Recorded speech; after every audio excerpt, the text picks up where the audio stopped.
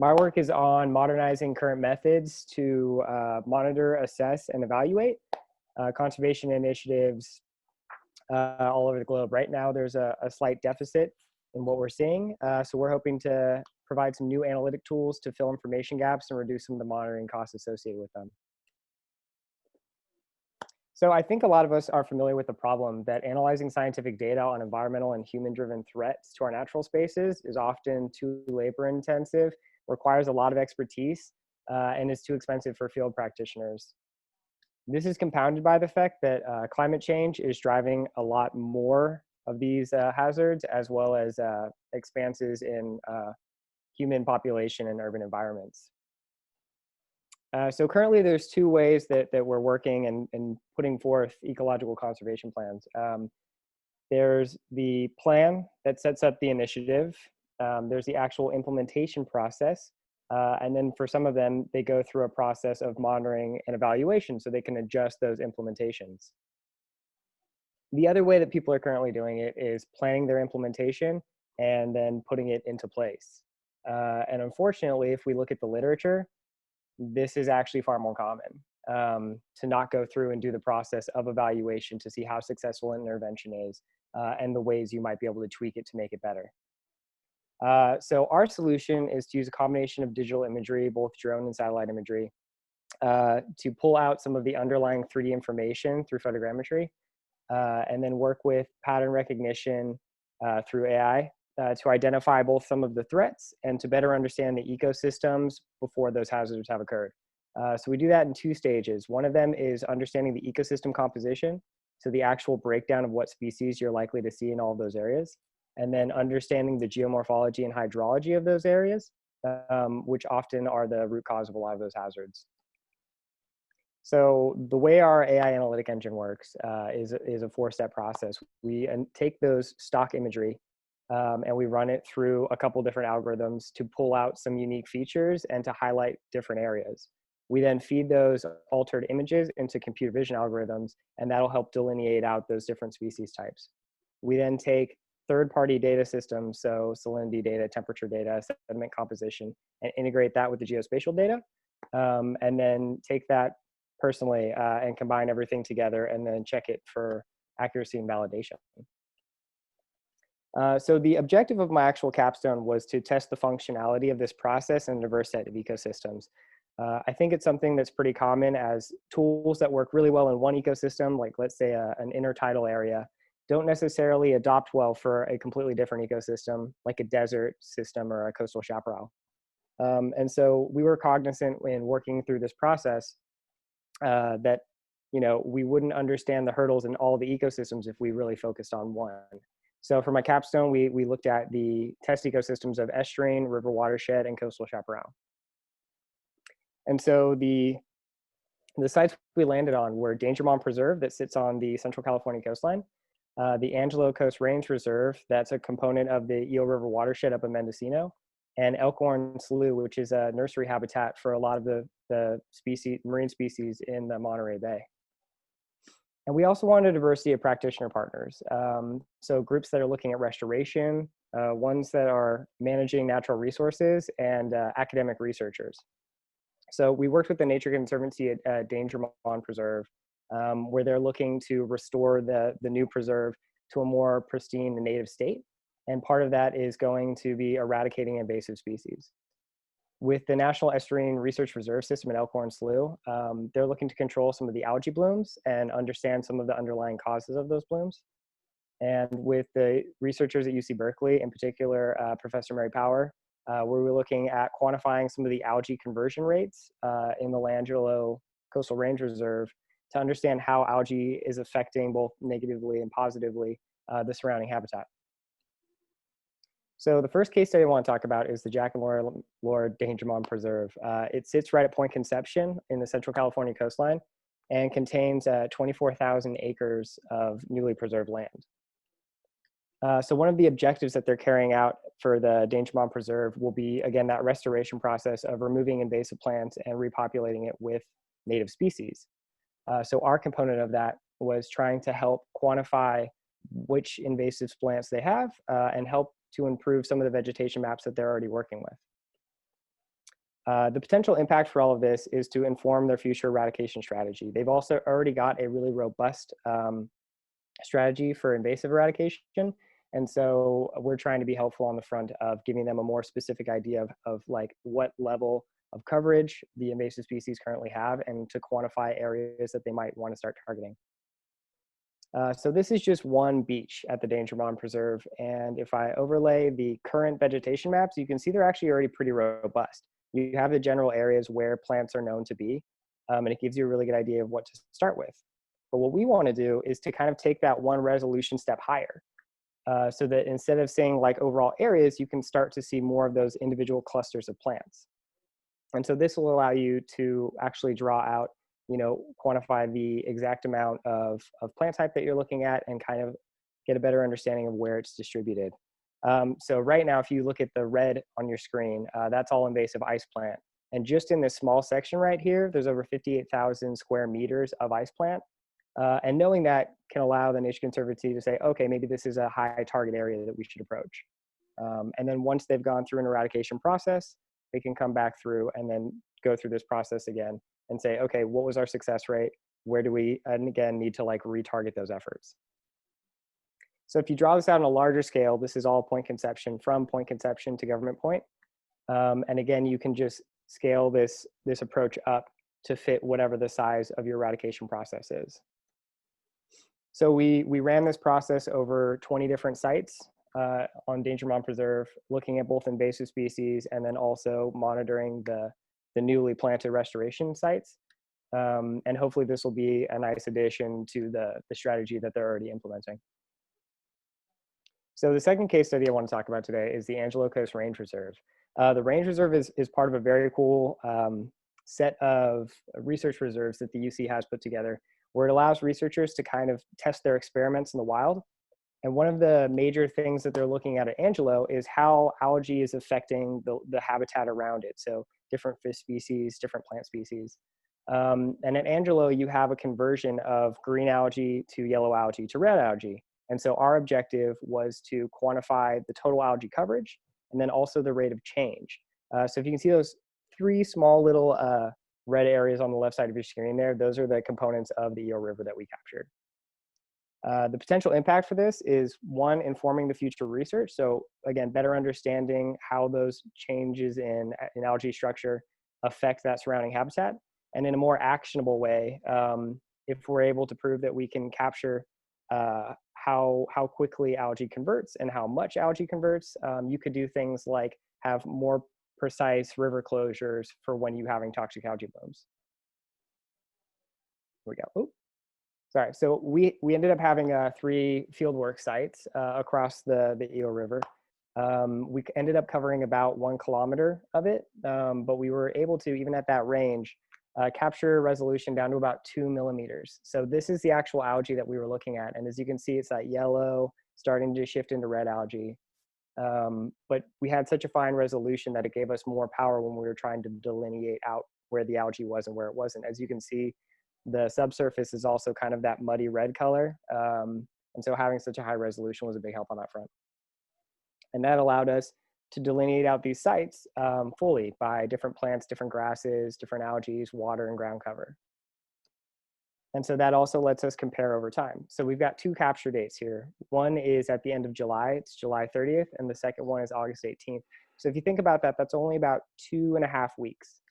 And so what we were trying to quantify was, again, that change from green algae to yellow-red algae. And so if you look at our numbers here, we started with over 600 square meters of green algae and ended up only at about 3.2, where the yellow-red algae was just under 20 meters and over 700 meters at the end. So in that 2.5 weeks, you had almost a full conversion from green algae to yellow-red.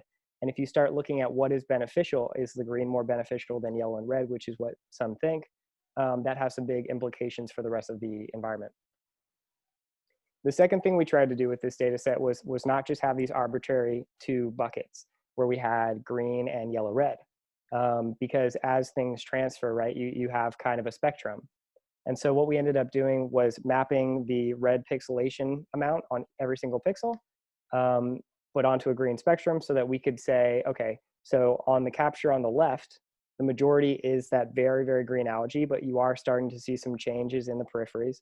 And in our capture two, you have the vast majority is red algae, again, with a little bit of yellow and green mixed in, but you can see the full spectrum of conversion in those two images. Again, it should give the researchers who are figuring out how these algae are impacting the rest of the habitat a little bit more power when they're analyzing the research. So our last case study is Elkhorn Slough. I always like to think of Elkhorn Slough as one of the bright spots in conservation. It is the nursery habitat for a lot of the marine life in the Monterey Bay. And since it was founded, they've really had monitoring and evaluation kind of built into the bones of that program. As you can see, it's sitting, at the nook of the Monterey Bay, and so it's surrounded on all sides by agriculture. And so that gives it a couple of problems as far as effluent and runoff go. And you end up getting these big algae blooms like we see on our right here. And so our objective working with the Elkhorn Slough National Estuarine Research Reserve was to try and assess if we could see change over time. So quantify total algae cover and how much that fluctuated over time.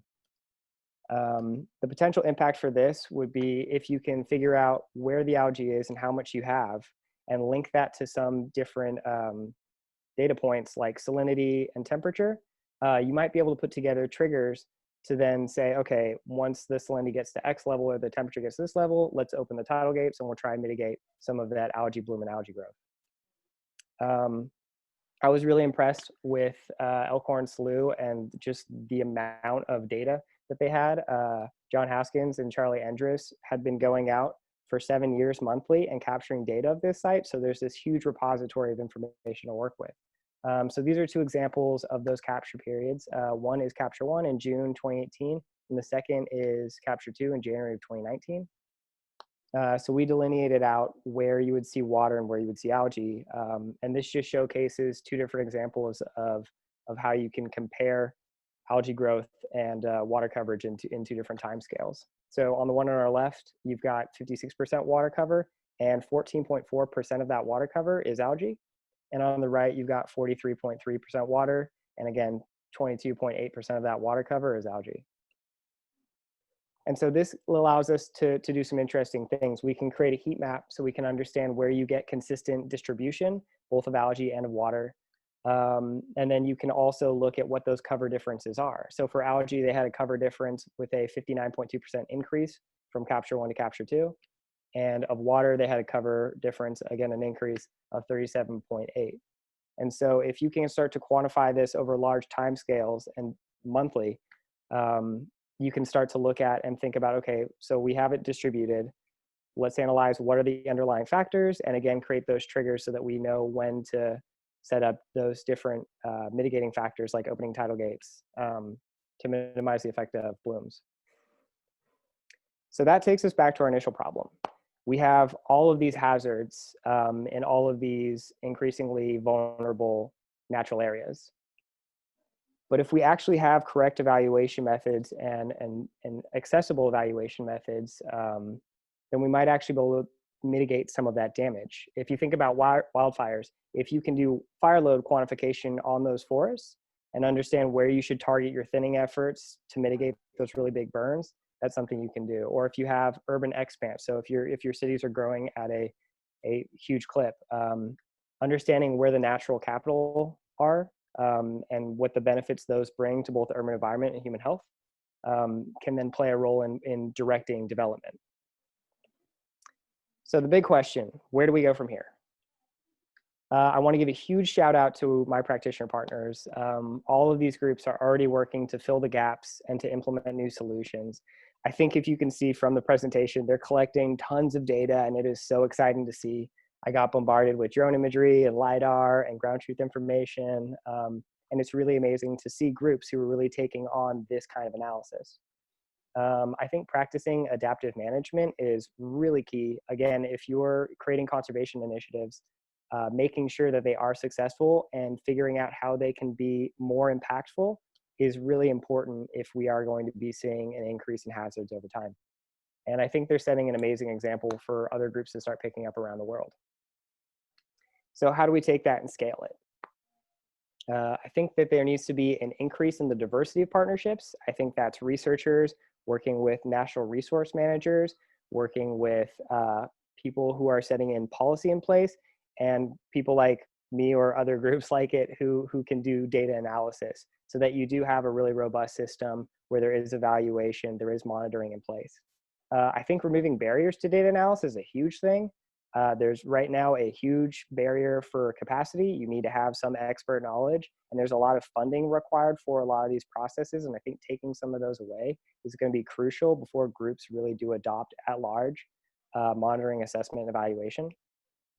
Focusing on adaptive management. I know I've said it before, but if you're unleashing initiatives into the wild, it's always one of those things where if you can understand what the impacts are and understand what metrics of success look like, I think it's incredibly important for those initiatives. And lastly, I think engaging and educating local communities on the what projects are happening, the why they are happening, and how groups can get involved is the only way you can actually have a sustained conservation initiative, because there's only so long these last, and unless the local communities run with them, they tend to peter out. And one of my really, really big takeaways is that we have all of these amazing new tools, all these amazing new technologies with machine learning, with AI. But if you take away the human component, without human intelligence, without human drive, without the boots on the ground, the people who understand these systems asking the right questions, it doesn't actually provide a lot of benefit. So on that one, a big shout out to practitioners, field practitioners, who should be guiding this kind of work. And I want to give a huge thank you to my practitioner partners. So Kelly Easterday of the Nature Conservancy, Professor Mary Power from UC Berkeley, and John Haskins and Charlie Andrus at the National Estuarine Research Reserve System. They were all so crucial in helping me file down the ideas of what it was I wanted to look at, give me an idea of what a solution would look to them, and then think through the process of me on how we could validate that data and get something that might actually be helpful. I also want to give a huge thanks to the faculty. When I started this program, I think unlike most people, I had a very poor understanding of ecology. Ecology is not my background, but through everyone's patience and wisdom that they were able to share with me, I think I've started to get up to speed and start understanding the underlying aspects and factors that are kind of happening through all of this.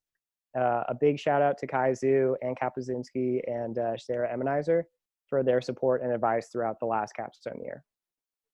And of course, a big thank you to my family, my friends, my partner Katie, my parents, my good friends and collaborators, Chris Knight and Alex Reinhold on the project, and of course, the 2018 inaugural cohort. It's been a wild ride, and I don't think I would have had the outputs that I did without everyone's support. And so I really appreciate that. I also want to take a moment to stand in solidarity with the Black Lives Matter movement. Being a coastal science and policy program, I think that that's one of the things we can get excited about, that we might actually see a change in policing policy in the next, hopefully, couple of weeks or months. So with that, I thank you guys for tuning in, sticking with me to the end, and I'm excited to hear what questions you have. Thanks.